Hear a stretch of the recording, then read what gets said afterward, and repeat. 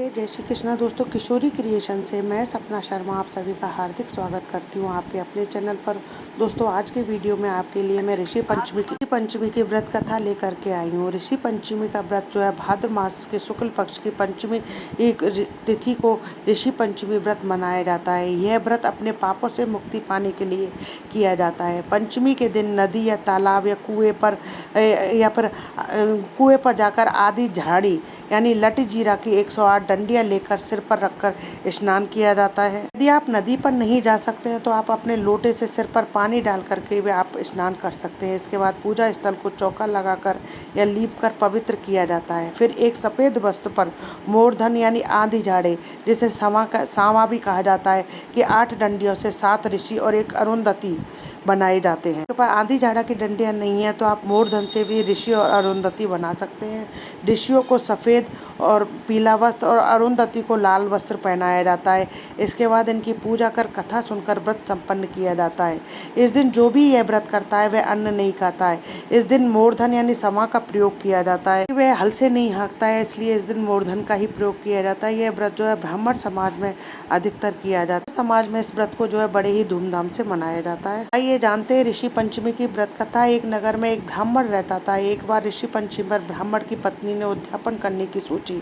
उसके लिए वह नगर के पास रहने वाले ऋषियों को भोजन के लिए बोल आई। अब वह दूसरे दिन जो सवेरे सवेरे उठी, ऋषि पंचमी वाले दिन सवेरे रसोई बनाने से पहले वह दूर होकर बैठ गई।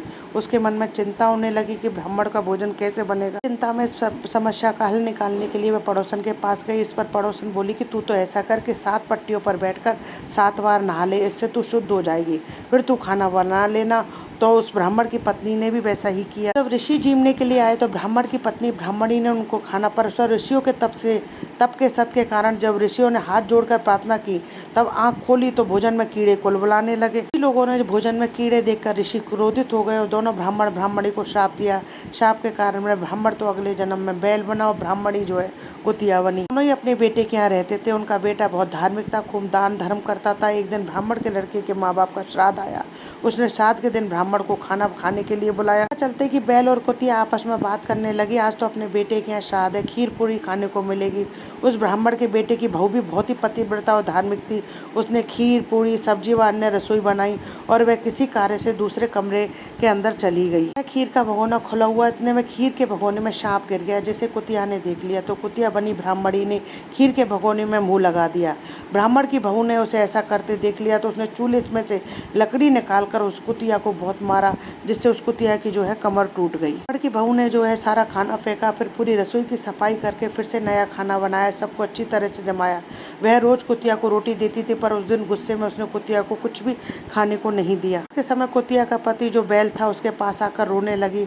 आज तुम्हारी बहू ने जो है मुझे बहुत बुरी तरीके से मारा है, मेरी कमर टूट गई है और रोटी भी खाने को नहीं दिया। तब बैल बोला कि आज मुझे भी मेरे बेटे ने पूरा दिन खेत में जोतने के लिए लगाए रखा और चारा भी नहीं दिया। मैं दिन भर से भूखा हूँ। इस तरह से दोनों आपस में बातें करते हैं। बैल ने कुतिया से कहा कि तूने पिछले जन्म में दूर होकर भी रसोई बनाई थी और श्राप के कारण आज हमारी यह दशा हुई है। उनकी सब बातें उनका बेटा सुन रहा था। उसे बहुत दुख होता है। वह बैल को चारा देता है, पानी पिलाता है, कुतिया को रोटी देता है और मन ही मन बहुत पछताता है। माँ बाप जो है कितनी तकलीफ में है। दूसरे दिन वह एक बहुत बड़े सिद्ध ऋषि के आश्रम में पहुंच जाता है और उनसे अपने माँ बाप की मुक्ति का उपाय पूछता है। तो ऋषि उन्हें बताते हैं, यदि तुम भादो मास की ऋषि पंचमी का व्रत करो, उपवास करो, पूजा करो तो तुम्हारे माँ बाप को मुक्ति मिल सकती है। तुम लगातार 7 वर्षों तक करना। 7वें वर्ष आकाश मार्ग से विमान आता है और बेटे ने भी 7 वर्ष तक ऐसा ही किया। 7 वर्ष बाद आकाश मार्ग से विमान आता है और उसके माँ बाप को भी मुक्ति मिल जाती है। वे स्वर्ग में चले जाते हैं। ऋषि महाराज कथा अधूरी हो तो पूरी करना, पूरी हो तो मान करना, को अपने कष्टों से मुक्ति देना। दोस्तों, यदि आपको मेरा ये वीडियो पसंद आए तो प्लीज़ मेरे वीडियो को ज़्यादा से ज़्यादा लाइक और शेयर कीजिए। यदि आपने अभी तक मेरे चैनल को सब्सक्राइब नहीं किया है तो उसे सब्सक्राइब करना ना भूलें। पास ही में बेल आइकन को दबाएं, जिससे मेरे आने वाले हर नए वीडियो का नोटिफिकेशन आपको मिल जाए। राधे राधे।